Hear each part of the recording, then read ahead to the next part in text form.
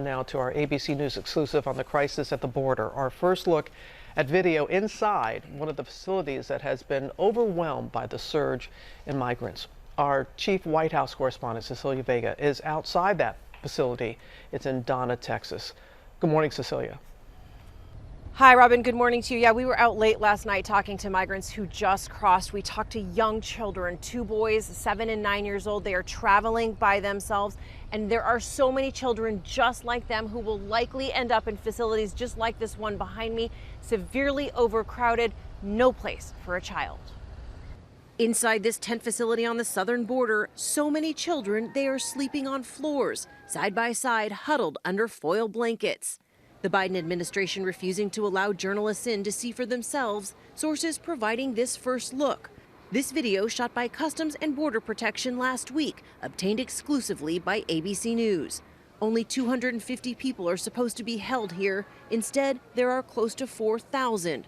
Some families, mostly unaccompanied minors, traveling alone, from teenage boys to infants.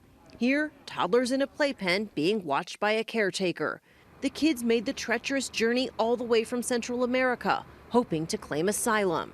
Inside, they get medical checks. They line up one by one for food. This video showing girls at a center in El Paso exercising outside. But this is no place for children, crammed into pods, one pod housing more than 400 boys. The White House says they're working as quickly as possible to move these kids into shelters and homes, calling in FEMA for help. But under fire from critics who say they didn't do enough to plan for the surge after overturning many of Trump's hardline immigration policies, the administration still refuses to call the situation a crisis. Well, children presenting at our border who are fleeing violence, who are fleeing prosecution, who are fleeing terrible situations is not a crisis. At the border, we're with authorities on patrol, and the children just keep coming. ¿De dónde vienes? Honduras. This family telling me they've been traveling for more than a month, walking most of the way. Cansado, ¿verdad? No? He tells me he's not tired. He says he's ready to keep walking. ¿Listo para caminar más? Sí? And just up the road, an even larger group. In it, these 2 boys, 9 and 10 years old, both traveling alone, walking for more than a month. The group has taken them in, promising to keep them safe.